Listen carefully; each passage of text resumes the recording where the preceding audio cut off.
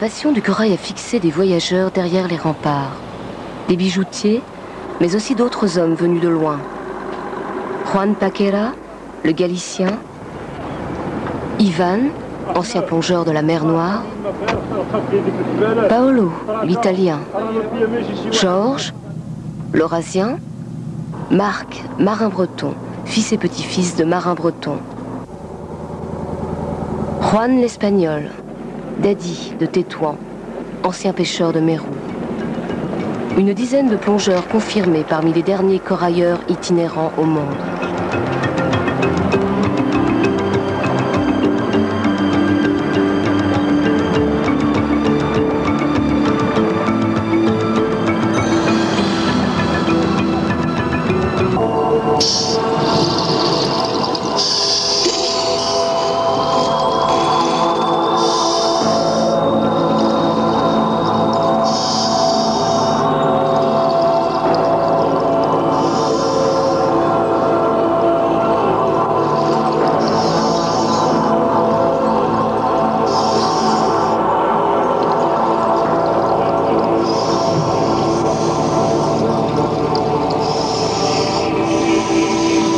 Les plongeurs d'Asila doivent souvent descendre à plus de 80 mètres de profondeur pour espérer trouver un filon d'or rouge. Tous travaillent à l'air comprimé. En respirant ce gaz, les plongeurs ressentent les effets de la narcose, l'ivresse des profondeurs, dès qu'ils dépassent les 50 mètres. Comme abattu par un alcool surpuissant, celui qui en souffre perd parfois connaissance sans avoir le moindre réflexe de survie.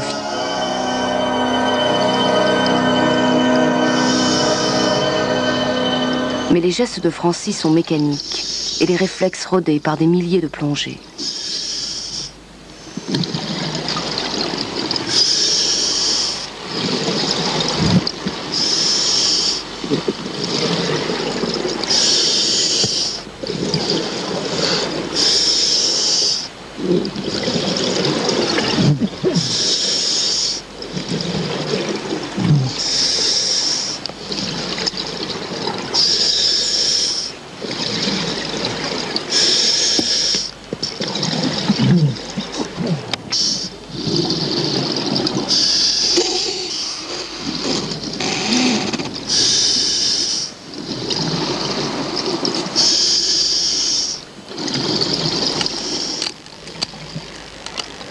Le corail d'Asila est apprécié pour sa teinte sanguine. Sous l'eau, cet animal étonnant offre toute une palette de couleurs, passant du blanc quand il est en fleurs à l'orange quand il est cueilli. Plus tard, à la surface, il dévoilera un rouge vermillon, sa dernière couleur.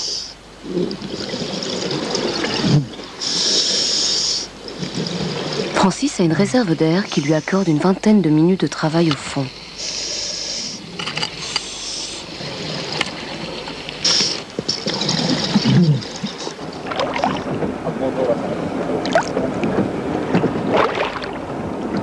Ce sont les bulles qui renseignent les marins sur la position des plongeurs. Il faut être vigilant. Le courant a vite fait d'éloigner un homme sous la mer.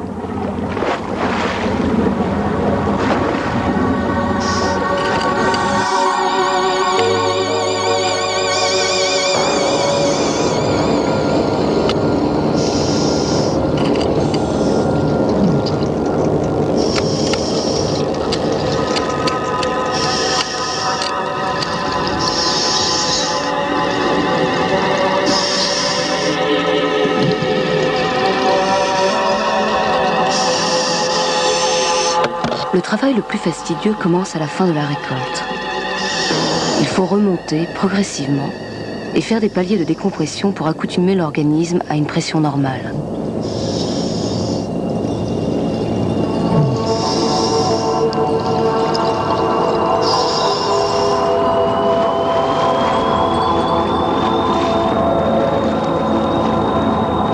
Le parachute remonte seul avec la cueillette de corail. Francis devra patienter plus d'1 heure sous l'eau.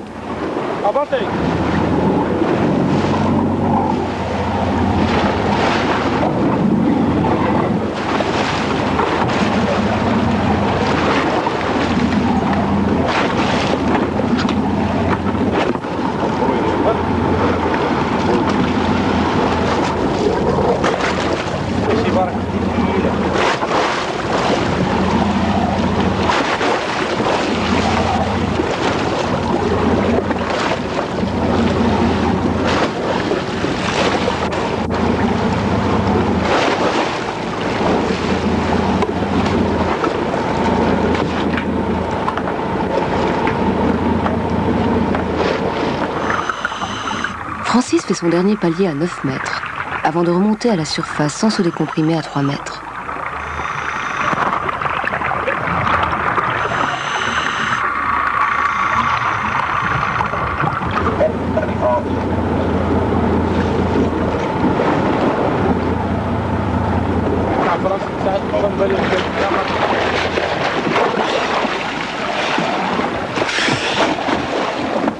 Il n'y a pas de temps à perdre. Francis a 4 ou 5 minutes pour se déshabiller avant de s'enfermer dans le caisson de décompression. 1 minute de perdu et c'est le risque de l'évanouissement ou de la paralysie.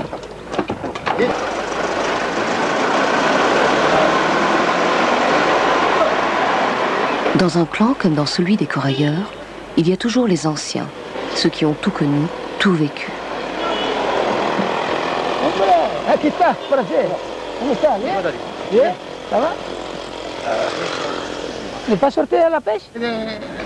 À Azila, il y a Dadi, le Marocain, 60 ans, l'ancien pêcheur de Mérou qui a découvert le corail au large du port, et Marco, l'Italien. Tu sais, quand je suis arrivé ici, les pêcheurs de langoustes remontaient du corail dans leurs filets, mais ils le jetaient à la mer. Ils ne savaient pas que ça avait de la valeur, ça les encombrait, alors ils le jetaient à la mer. J'ai commencé par leur en acheter à un prix dérisoire, et puis j'ai plongé. C'est comme ça que toute l'aventure a commencé. Et puis 18 bateaux sont arrivés et avec eux près de 60 plongeurs.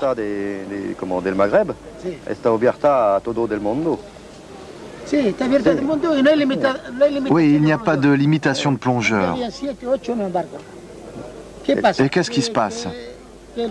Le corail baisse de valeur, il se raréfie. Et tu sais qu'il faudra plus de 100 ou 150 ans pour que les branches reprennent une taille normale. À ce moment-là, on sera tous morts.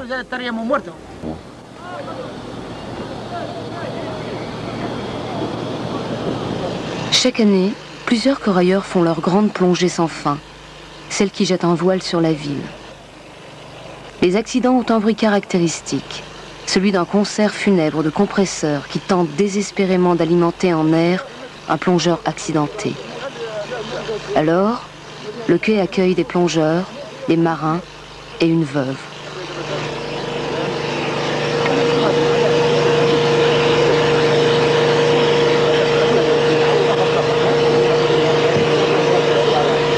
Tout le monde, tous les plongeurs passent à côté de la catastrophe. Les accidents, bon, une oreille déséquilibrée, un manque d'air, un détendeur qui explose, ça ce sont des accidents matériels qui t'arrivent. Et à chaque fois tu passes à côté de la catastrophe. À chaque fois. Ça arrive à tous les plongeurs. Bon, mais quand tu es habitué, et tu es conscient de ça, avec le métier, tu t'en tires bien. Tu arrives à t'échapper. Il devient dur d'y échapper quand le corail se pêche de plus en plus profond, quand l'expérience endort la vigilance. C'est à ce moment que les plongeurs tutoient la mort. Ce jour-là, pour le doyen des plongeurs d'Azila, Dadi, une mauvaise décompression, et c'est le drame.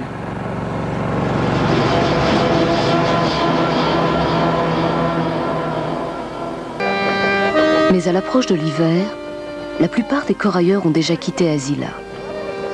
Dadi se remet de son accident de plongée et regarde partir les nomades de la mer, les compagnons d'un temps.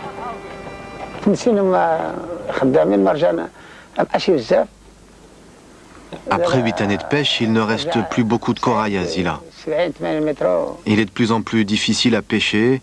Il faut descendre à plus de 80 mètres pour le trouver. En une journée, on parvenait à pêcher 5 à 7 kilos. Tout le monde y trouvait son compte, les armateurs et les plongeurs. Aujourd'hui, avec un seul kilo, c'est trop difficile. Et alors beaucoup d'entre eux sont partis à la recherche d'autres sites. Certains sont allés à Cadiz, en Espagne. On y aurait trouvé du corail, mais on n'est pas sûr. Il y en a même qui sont partis travailler en Algérie. Et en Grèce aussi. Pour nous qui restons, si Dieu le veut, on espère trouver rapidement un nouveau filon. شي محل جديد. Pour lui, il n'y a pas de frontière.